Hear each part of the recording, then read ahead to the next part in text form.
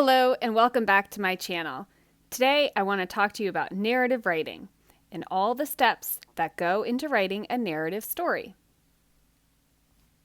The purpose of narrative writing is to entertain your reader, and you do so by writing a captivating story, a story that is rich in detail and description.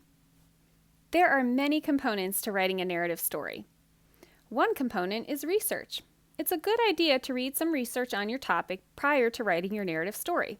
That research is used to help you describe the setting, the events in your story, and maybe even the people in your story.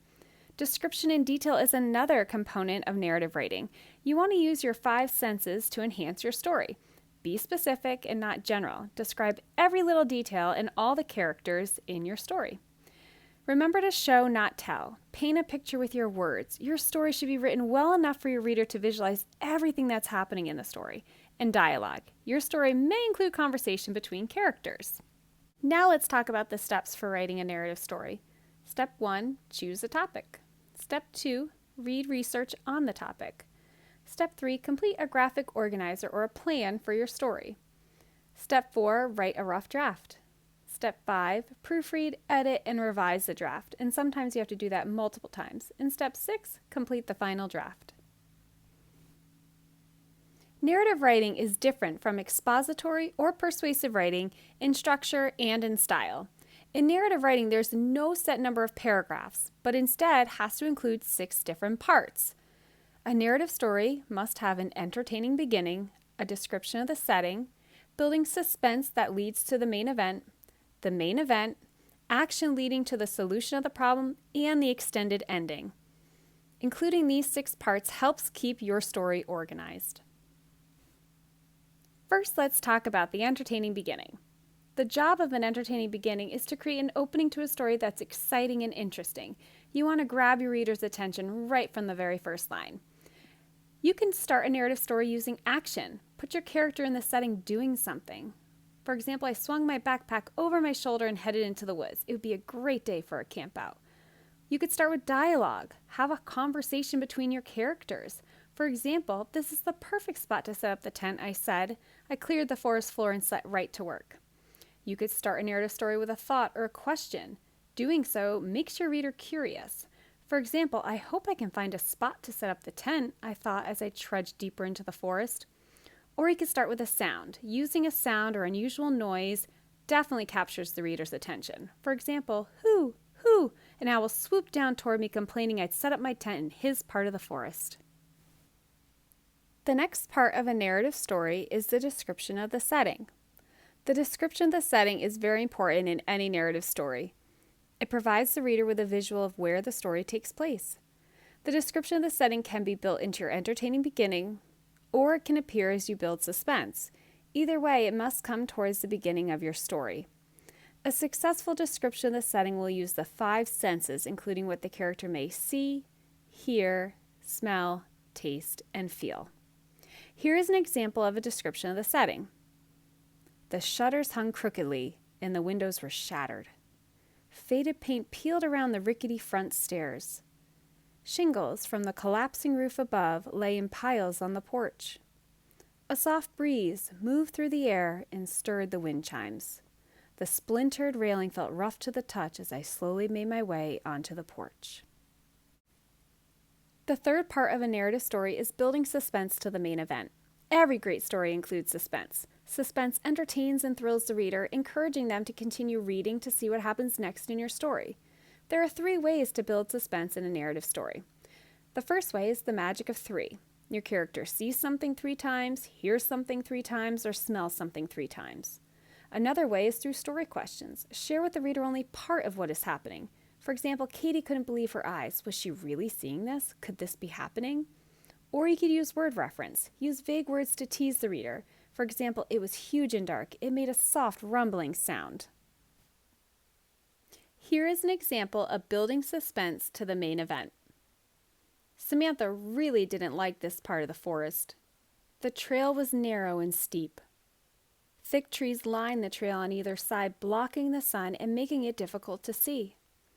Samantha shivered and looked around. Stop being silly, she whispered to herself. There's nothing here out of the ordinary. Samantha continued on, humming as she went. All of a sudden, she paused. Samantha could swear she heard another voice, a thin, raspy voice singing along with her. Crazy, she thought. My imagination must be getting the better of me, Samantha said. She rushed ahead, eager to get out of the woods. As Samantha moved along the trail, she heard the singing again, louder this time and closer.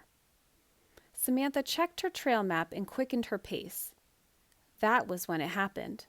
Samantha stopped short. A strange old woman appeared before her on the forest path. The fourth part in a narrative story is the main event. The main event makes up the longest part of a narrative story. This is because you slow all the action down and describe every detail possible as it is happening. This includes describing any event or problem occurring, describing feelings the character may be experiencing and their reactions to those events. Elaborate as much as you can and remember to show, not tell, with your writing. Here is an example of a main event. I looked this way and that, and confident that no one else was around, I began to dig. The earth flew beneath my fingers, and in no time at all I had made a fairly deep hole. If I had a shovel, the job would be much easier. That was when I noticed a cracked coconut shell on the ground. Perfect, I yelled as I grabbed for it. Its tough, curved surface made a hand scoop, and my task began to move along more quickly. Before long, my makeshift shovel hit something solid. I blinked sweat out of my eyes, wiped my forehead with the back of my arm, and reached into the hole. I cleared away the last layer of dirt and gasped. It was the size of a large suitcase and made of smooth wood. I ran my hand along it and felt several cool brass fittings that spanned its curved top. A metal latch held it closed. It was a treasure chest. My heart raced and my stomach did a little flip. My hand shook as I pried open the latch and lifted the lid. I closed my eyes for a moment and then peered into the chest. My heart fell. It was empty. Apparently some other treasure hunter had beat me to it. Sadly, I dragged the chest out of the hole. I stared into it, imagining the gold and jewels that probably once filled it to the brim. That was when something caught my eye. Something small and shiny, something wedged in the far dark corner of the chest. I reached in, grasping with eager fingers. The fifth part of a narrative story is the action leading to the solution. In this part of the narrative story, it is time to start solving the problem the character is facing. However, you don't want to solve the problem too abruptly.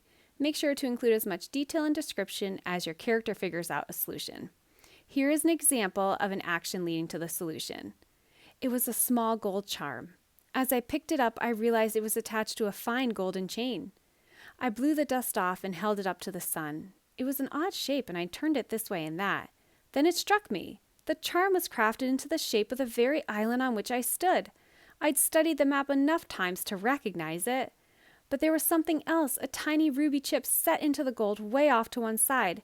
How unusual and beautiful, I thought, as I placed the chest back into the ground and carefully covered it back up. The sixth and final part of a narrative story is the extended ending. The extended ending of a narrative story allows the character to reflect upon their experiences.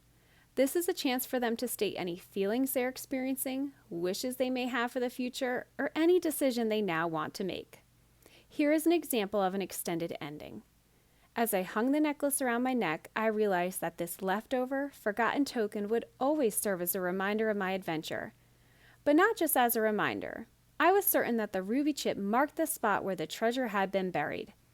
I decided that I would return again, next year perhaps, and see if there might be another forgotten treasure awaiting me. That is all the information you need to get started on your narrative story. Thank you for watching. I hope you enjoyed today's video.